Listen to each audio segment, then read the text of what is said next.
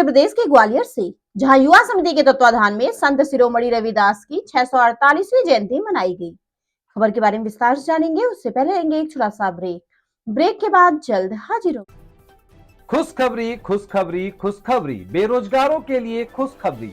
जी हाँ, e commerce के क्षेत्र में एक अनोखा खोज, फास्ट स्टोर। घर बैठे फोन घुमाकर लखपति करोड़पति बने। ना सुना ना सुनेंगे, सपना नहीं हकीकत है। घर बैठे कोई भी सामान बुक कर 1 घंटे में मंगवाएं, अनेकों पुरस्कार संग मासिक सैलरी पाएं। अधिक जानकारी के लिए www.faststoreincome.com पे आएं। ब्रेक के बाद आप सभी का स्वागत है। खबर मध्य प्रदेश के ग्वालियर से, जहां डॉक्टर भीमराव अंबेडकर युवा समिति के तत्वाधान में संत शिरोमणि रविदास की 648वीं जयंती मनाई गई। क्षेत्रीय गोरसर, सरपति, गैपुरा, मिर्जापुर में बड़ी संख्या में संत रविदास की 648वीं जयंती मनाई। बाबा निर्मल दास ने कहा कि संत रविदास जी ने समाज में समरसता, समानता और मानवता के मूल्यों को स्थापित करने का जो प्रयास किया वह आज प्रासंगिक है। वहीं रमेश गौतम ने समता मूलक समाज स्थापित करने के साथ ही साथ उनके विचारों पर चलने का विशेष जोर दिया।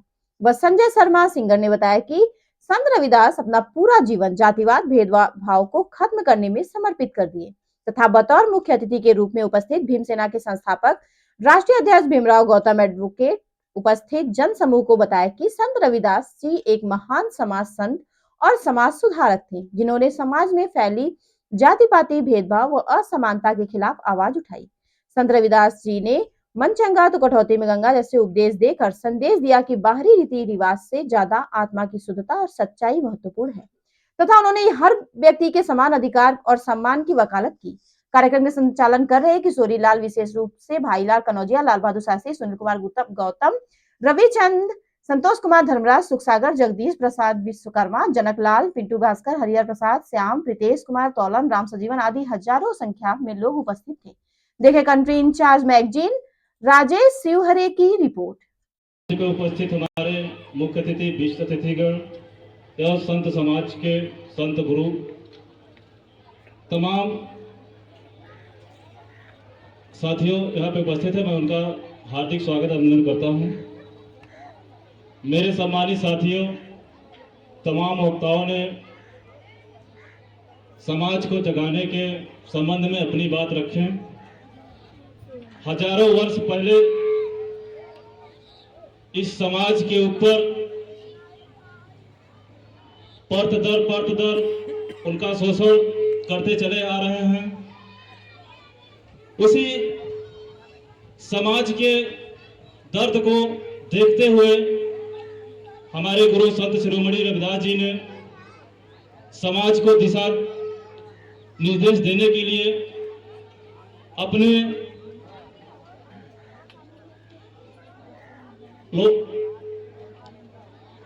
दोहा के माध्यम से हमें आपको जगाने का काम किए।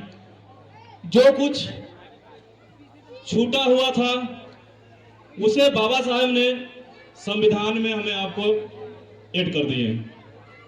आज बड़े पैमाने पे भारतीय संविधान के अवहेलना की जा रही है, जिसे हम लोग बराबर निरंतर देख रहे हैं कि जो सरकारें वर्तमान हम लोगों के प्रति उनकी रवैया ठीक नहीं है। उसका मेन रीजन क्या है कि आज हम लोग बड़े पैमाने पे बटे हुए हैं।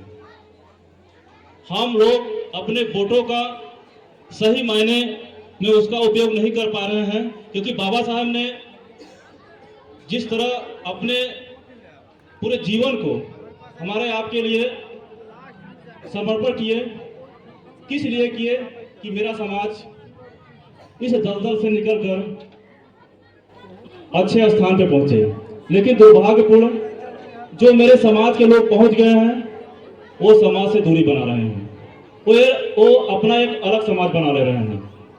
हम लोगों ने देखा कि बाबा साहब ने एक वोट का हमको अधिकार दिए और उस वोट को हम लोगों ने केवल कागज का टुकड़ा समझकर उसको पेटी में डाल के चले जाते हैं, और जिसको हम वोट देते हैं हम उसको तुलना नहीं कर पाते हैं, और वही फिर शासक हमारे ऊपर करता है, यानी हमारे माताओं बहनों के साथ जुल्म अत्याचार करता है, हमारे मौलिक अधिकारों का हनन करता है। क्यों? हम लोग चंद रुपए में बिक जाते हैं। सबसे बड़ा यही कारण है। इसका मेन रीजन क्या है कि हम लोग समाज में समय नहीं देते हैं। जैसे हमारे संचालन महोदय ने बताया कि कैडर की जरूरत है। यहाँ तमाम हमारे बुजुर्ग लोग बैठे हुए हैं।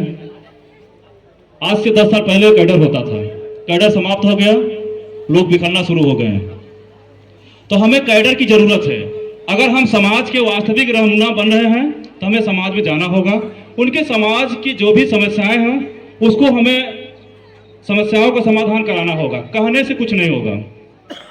आज समाज बहुत पीड़ित है, आप जाइए तो उनके पास 2 वक्त की रोटी नहीं है।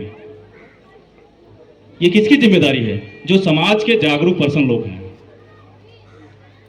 तो मैं ऐसे समाज के लोगों से मैं निवेदन करूंगा कि अगर आप बाबा साहब की बदौलत आप कुछ बने हुए हैं तो जो समाज के निचले तबके के लोग हैं उनको आप सहयोग करने की कृपा करें। जब तक आप उनको नहीं सहयोग करेंगे तो फिर विपक्ष हमारा सहयोग नहीं करेगा।